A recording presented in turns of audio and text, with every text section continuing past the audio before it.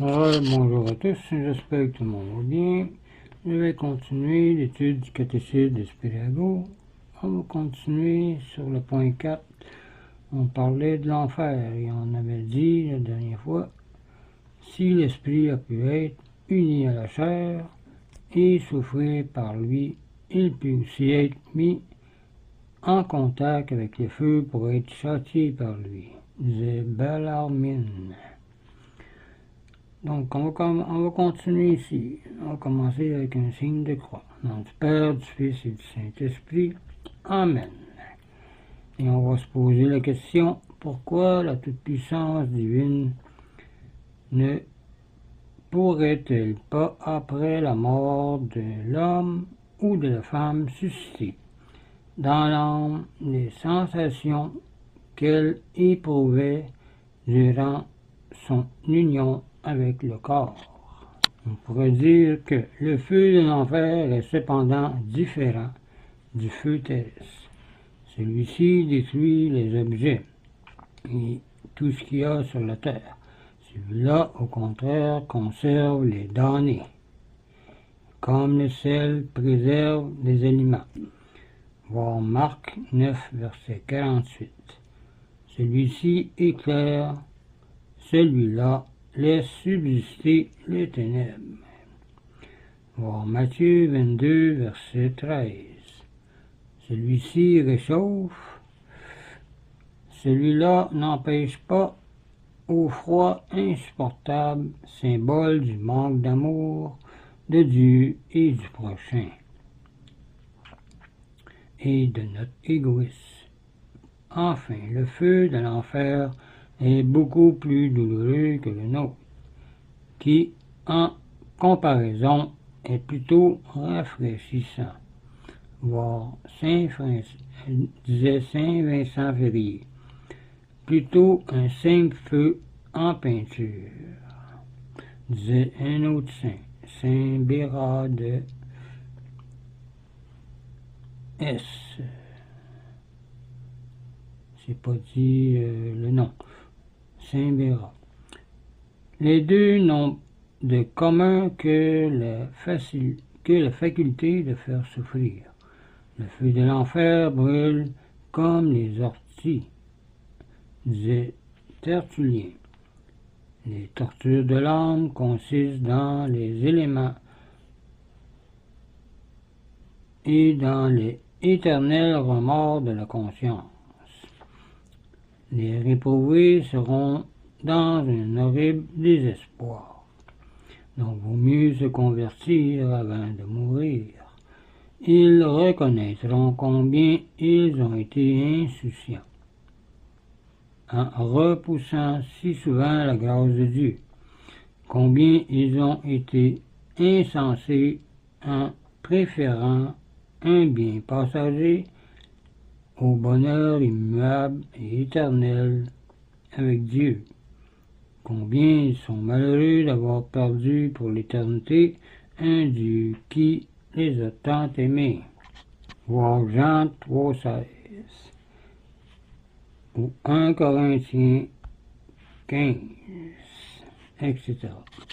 Les damnés éprouveront une grande honte, car Dieu révélera leur turpidité ou leur stupidité à toutes les âmes, et les mettra à la dernière place, tandis que ceux qu'ils ont méprisés et raillés sur la terre seront les premiers.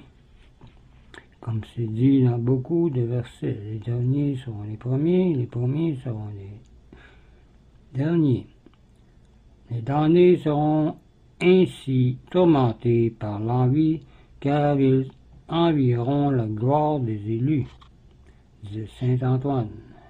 L'exemple de la douleur de Jacob à la nouvelle de la mort de Joseph montre que les tourments de l'âme sont plus cuisants que ceux du corps, et beaucoup d'hommes, comme Judas par exemple, se suicident même pour s'y soustraire.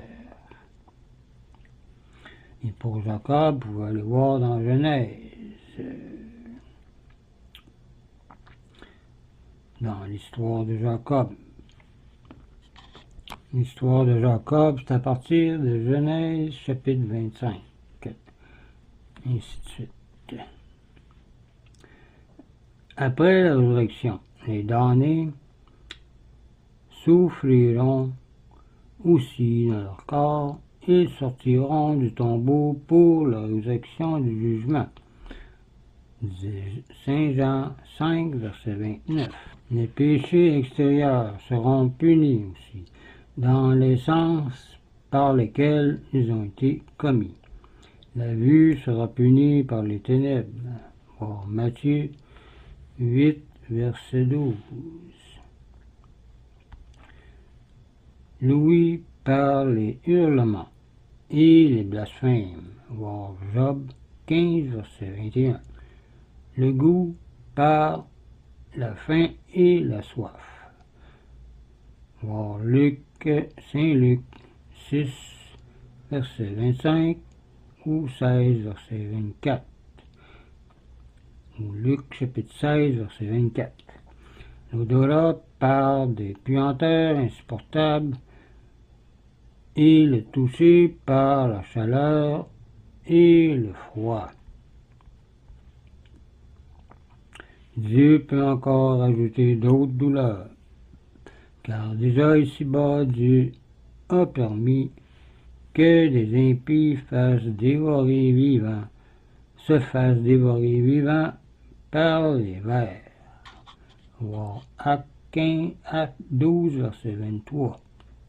Donc, vaut mieux pas se moquer de Dieu, et surtout de blasphémer contre l'Esprit, car les tourments des damnés sont éternels, donc au mieux y penser. Satan et sa suite sont dans le feu, dans une mort de soufre, où il est torturé jour et nuit, durant toute l'éternité, disait voir Apocalypse 20, verset 10. Il n'y a pas de rédemption de l'enfer, car le temps de la grâce est passé. Voir Saint Jean 3, verset 36. En enfer, la nuit n'apporte aucun repos, dit Saint Hilaire. Les damnés meurent sans mourir, disait Saint Grégoire le Grand. Leur vie est la mort éternelle, car ils l'ont choisi, comme le démon. C'est la seconde mort, disait l'Apocalypse 21, verset 8. Car une vie sans joie et pleine de tourments est une mort et non pas une vie, disait saint Augustin. Ô mort, dit le pape Innocent III, comme tu serais douce à ceux pour lesquels tu fus si amer. L'éternité des peines est enseignée par le Christ. Il nomme le feu de l'enfer un feu éternel. Voir Saint Matthieu 25, verset 41 ou 31 à 46, si vous voulez tout lire. Les peines de l'enfer sont des peines éternelles. Voir verset Matthieu 25, 46. C'est aussi la doctrine du Concile de Trente. L'erreur d'Origène en 254, qui contestait l'éternité des peines, fut condamné au deuxième concile de Constantinople en 553. Celui qui a anéanti en lui un bien éternel mérite une peine éternelle, disait saint Augustin. Les tribunaux humains eux-mêmes condamnent à mort ou à la prison perpétuelle pour ceux qui tuent ou qui font beaucoup de mal. Le potier ne peut plus réformer le vase une fois qu'il est au four, disait Albert Stone. Les tourments des damnés ne sont pas égaux, mais varient selon leurs péchés. De même qu'il y a différents degrés de sainteté, comme les étoiles, ainsi il y a différents degrés de réprobation. Les peines de l'enfer sont inégales, disait le concile de Florence. Elles sont aussi variées que sont les péchés des hommes ou des femmes, disait saint Thomas d'Aquin. Elles seront proportionnées à l'espèce, au nombre, à la grandeur des péchés. Tant l'homme ou la femme aura vécu dans la volupté, tant il sera châtié, selon Apocalypse 18, verset 7. Plus il aura abusé des grâces, plus il sera puni aussi. Les habitants de Sodome et de Gomorrhe seront au jour du jugement traités avec plus d'indulgence que les villes qui ne reçurent pas les apôtres, disait saint Matthieu 10, verset 15. On va arrêter ici pour cette vidéo. La prochaine fois, on verra le point 2.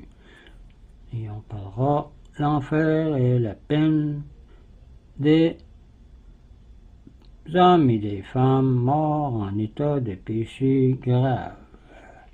Et on expliquera un peu c'est quoi. Donc je vous laisse là-dessus, je vous dis au revoir et union prière.